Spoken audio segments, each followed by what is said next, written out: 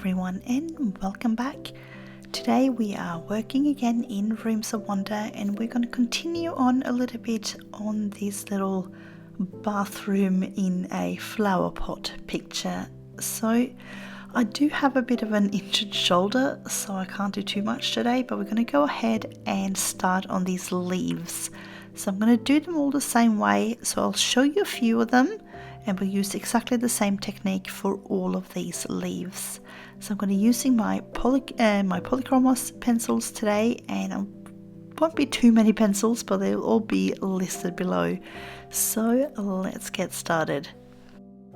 Now, so I'm going to start out by laying down a layer of the May green just all over the leaves.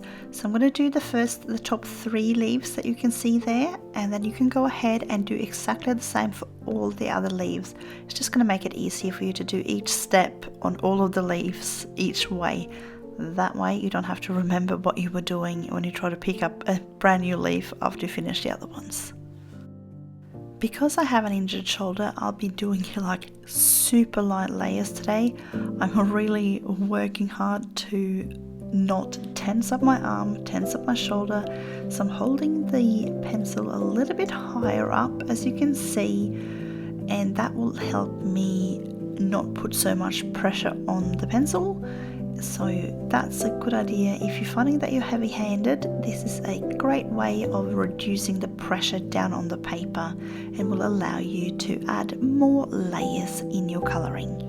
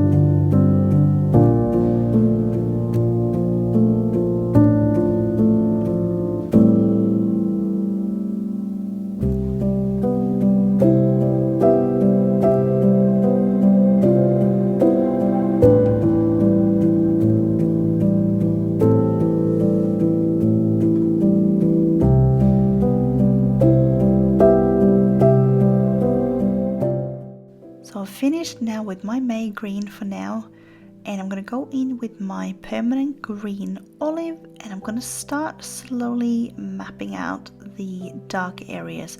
So I'm sort of starting at, as you can see, where that little line runs through.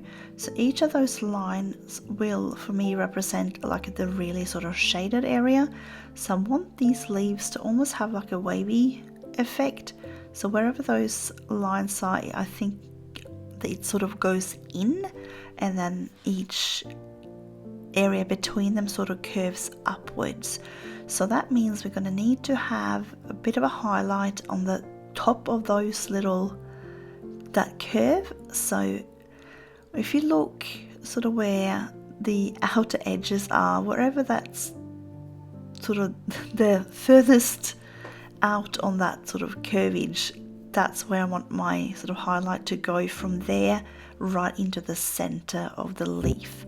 So you'll see this better once I sort of get more color on there and it gets a bit darker on the shaded areas. You'll see what I mean. I hope that makes sense. I'm trying to explain, but hopefully this should sort of allow it to look like it's almost like a wavy kind of leaf with these sort of folds, not necessarily folds, but these sort of curves and that little sharp area, almost like a fold. I think that's folded, like those little fans. Oh, I'm rambling on, but anyway, that is my general idea. So that's what I'm trying to do. So I'm just fading this color sort of in towards that center where I have that May green, and I'm leaving that May green where I want that highlight, and I try not to go over there at all with these colors.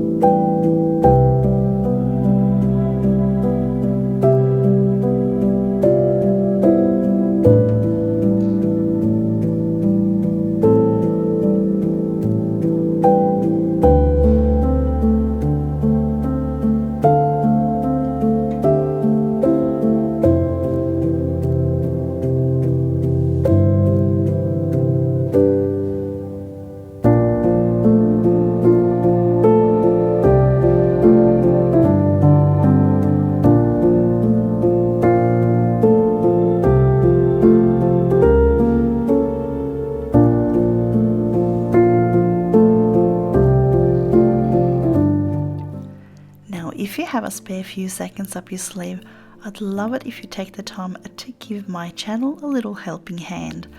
Just by clicking the like button and leaving a comment, you help me push this video out to so many more people who, just like you, might enjoy seeing me color a leaf. And if you're new here, I'd love it if you take the time to subscribe, and if you hit the notification bell, you'll get notified whenever I post new content.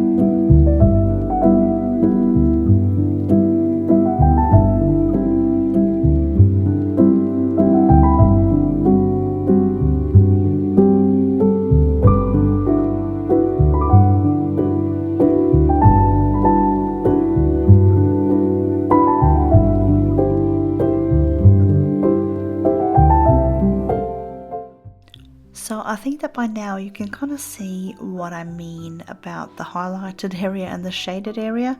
So the more color I add to these lines, the more it looks like it's folding in, and the highlighted area looks like it's curved up.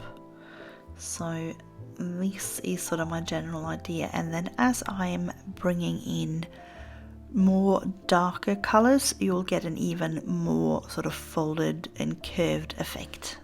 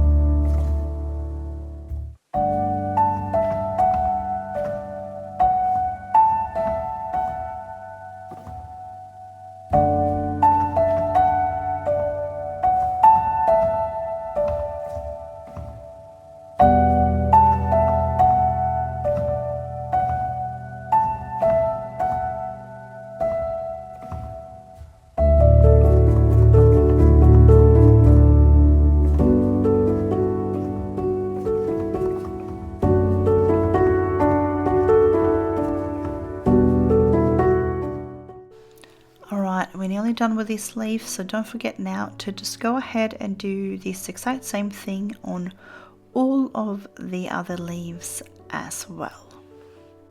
So I'm going to go in now with a little bit of Juniper Green just to sort of blue it up just a little bit. Just because we have those beautiful blue flowers up there, I want to bring a little bit more blue tones just into these leaves. Doesn't have to be much, just that little bit, and I just find it's a nice one. It works really well together with the May green and that permanent green olive as well. And when I then go in later on with the chrome oxide green, that's going to blend in well. And then we're actually going to use, for the final sort of darkest shade, we're actually going to use our dark indigo today, because I wanted to sort of show how you can use those dark blue tones for your shading rather than using the grey and black tones.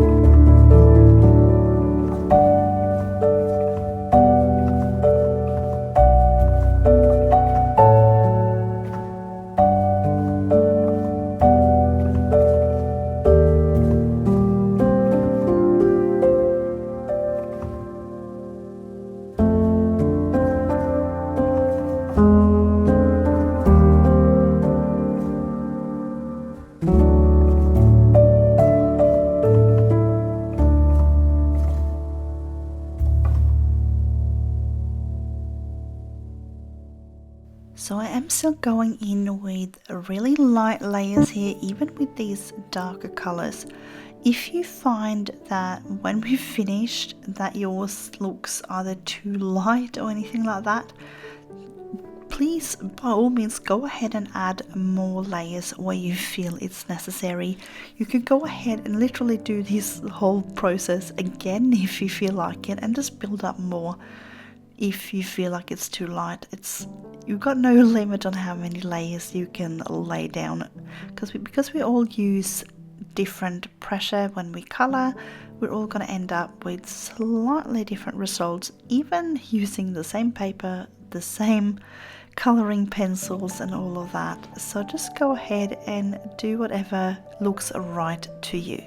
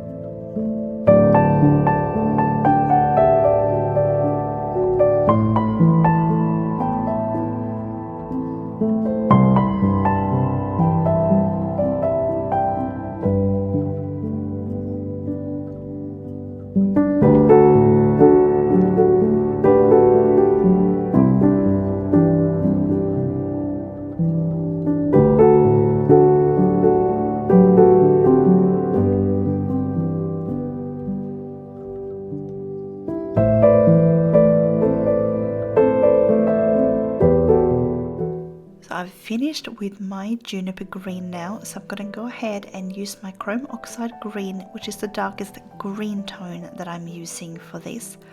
Again, I'm just going in where I want my dark areas to be. I'm working with a very sharp pencil as well, so I'm just trying to go very close to where that line is, and just sort of bearing in mind where I want the light source to come from, where I want the shadows to be. So I'm having this light source coming from sort of slightly to the left and sort of up high. So you can see, for example, I have more sort of lighter areas on this particular leaf I'm working with now. You'll see that top left little, well, pizza shape, if that's what you want to call it, that little cake piece or pizza shape or whatever. It's got a lighter area sort of around the top left there, while the other ones has got their lighter areas. So where I am right now, the lighter area is pulled slightly further up towards the center, while I'm adding a little bit of a dark just sort of around the outer edge. So I'm just sort of trying to make it look like I have a shadow, I have a light source, and I'm just trying to make this look sort of relatively natural as well, which also means that when I have a leaf that's overlapping another one, I want the shaded area from that leaf to be on the right hand side of that leaf, if that makes sense. So if you see the leaf that's just overlapping this one just down the bottom there, it's got that little V shape that comes in. So I'm putting the as I said, the light source is coming from the left, so on that little V shape I'm doing the shadow on the sort of right hand side of that first line, if that makes sense, and that second line on the V has got hardly any shadow on it at all because the light is sort of coming in, hitting that side. So it's a bit hard to explain, but you can sort of see what I mean because I've already put in a little bit of darker shadows in that area. So I hope that wasn't too much blabble, if that's even a word, but I'm hoping I'm kind of explaining my thought process a little bit and make it sort of feel a little bit more like you know what I'm doing.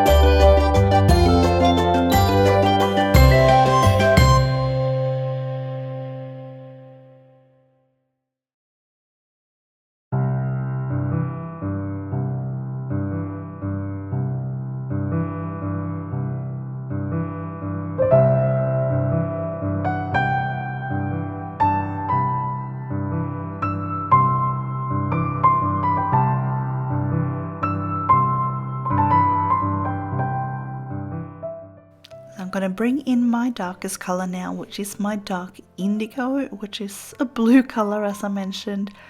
It works out really well as a shadow, especially with green tones, and you'll find it's not as harsh as using like the darker grays and the darker, oh, the black, not the darker black. The black is black.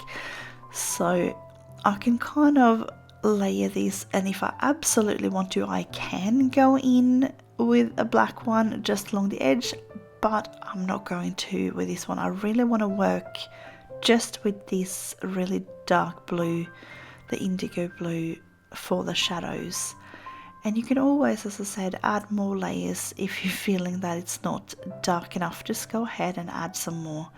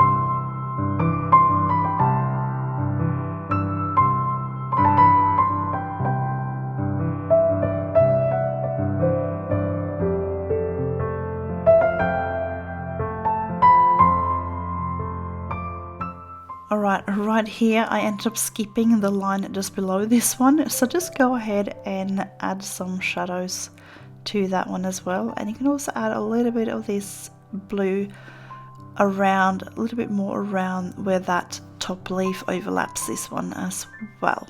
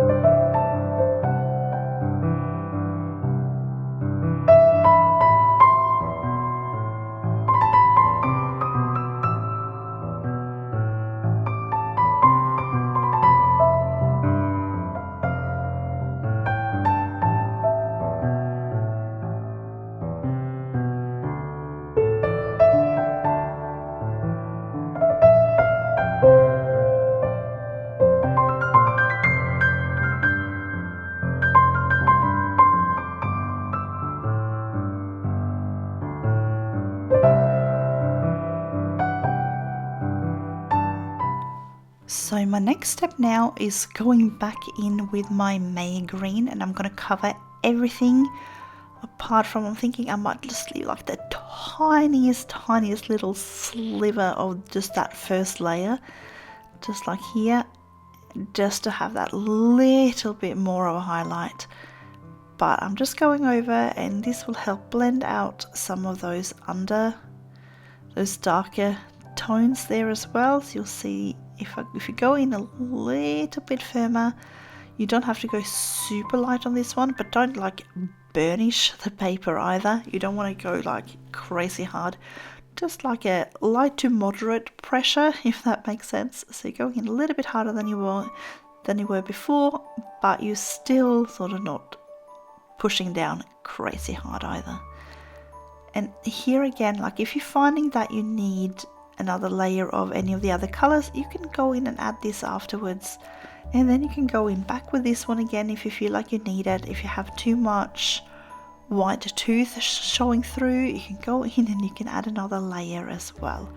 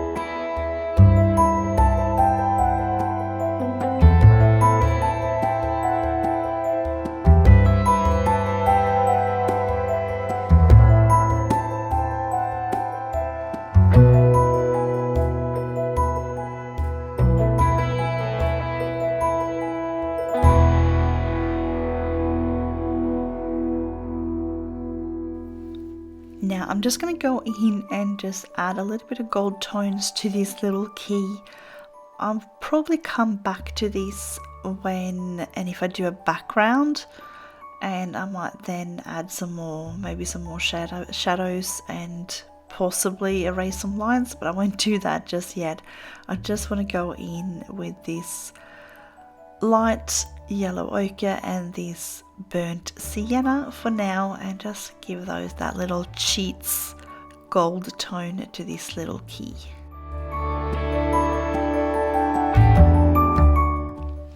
And it's time to bring out my trusted Sakura Gelly Roll 05, which is the one that I always tend to use to remove these black outlines.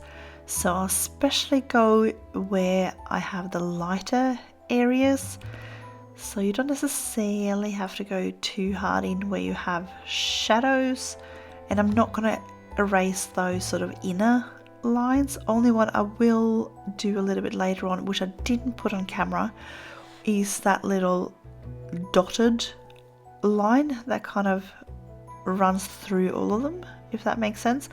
I went in with those, and you'll see that in the final photo, not the first photo but the final reveal.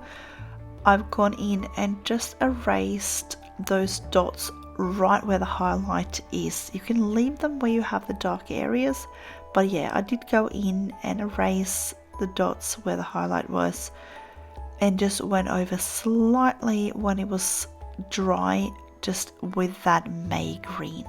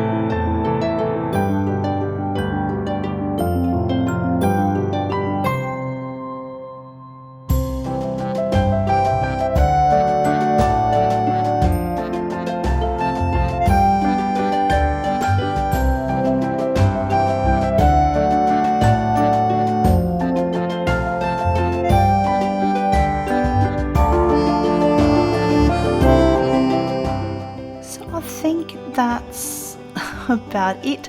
So go ahead and finish off those other leaves, and I'm going to just show you afterwards like all of the leaves that I've coloured. So I'm going to just finish them all off camera, so it's not going to be crazy long and tedious, and then we'll probably go ahead next time and finish off all the flowers, and then start off on the pot as well. So there you go, there are all of the leaves done and dusted. I do like how we got that beautiful shape in with them, and I hope you learned some new tricks and are having fun colouring some more of your own leaves. So I wish you all a colourful day, and I will see you again next time.